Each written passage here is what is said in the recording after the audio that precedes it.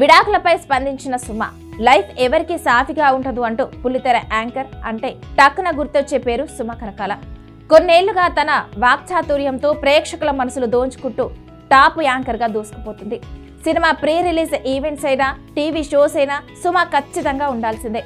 పంచులు ప్రాసలతో ఆడియన్స్ నవ్విస్తూ వినోదాన్ని అందించడంలో సుమ స్టైలే వేరు. యాంకర్ సుమ ప్రత్యేకంగా పరిచయం అక్కర్లేని పేరు. తన వాక్చాతుర్యంతో బుల్లితెర ప్రేక్షకులను ఆకట్టుకోవడమే కాకుండా రియాలిటీ షో చేస్తూ టాప్ యాంకర్ గా కొనసాగుతుంది. యాంకర్ గానే కాదు, సినిమాల్లోనూ నటిస్తూ మెప్పిస్తున్నారు సుమ. సుమ, ఆమె భర్త రాజీవ్ కనకాల ఎంతో అనూహ్యంగా ఉంటారో ప్రత్యేకంగా చెప్పాల్సిన పని లేదు.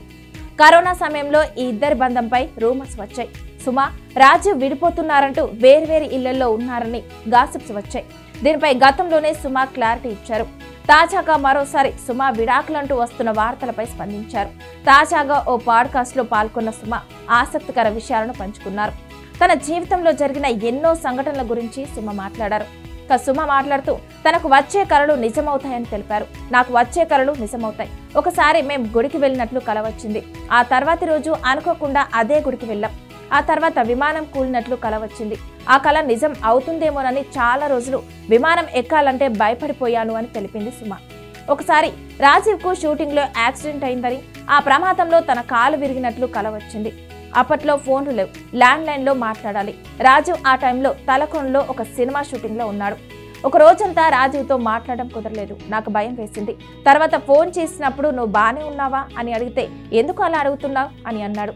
నాకు ఇలా ఓ కల వచ్చింది అని చెప్తే నిజంగానే నాకు కాలు విరిగింది. షూటింగ్ లో నేను డ్రైవ్ చేస్తున్న కారు చెట్టుని ఢీకొట్టింది. నా కాలు విరిగింది అని చెప్పాడు. దాంతో నేను అక్కడికి వెళ్లి రాజీవ్ను హాస్పిటల్లో చేర్పించా అని సుమ చెప్పారు. అలాగే విడాకుల రూమర్స్ పై కూడా సుమ మాట్లాడారు. మా పెళ్లి జరిగి 25 సంవత్సరాలు అవుతుంది. ఒక రిలేషన్ లో ఎన్నో అప్ అండ్ డౌన్స్ ఉంటాయి. రాజీవ్ కెరీర్, నా కెరీర్, పిల్లలు, పేరెంట్స్ ఇలా అంతని చూసుకుంటాను. మరోవైపు నా కెరీర్ను కూడా బ్యాలెన్స్ చేసుకోవాలి. ఇలాంటి సమయంలో ఏదో ఒక విషయంపై మనస్పర్ధాలు రావడం సహజం.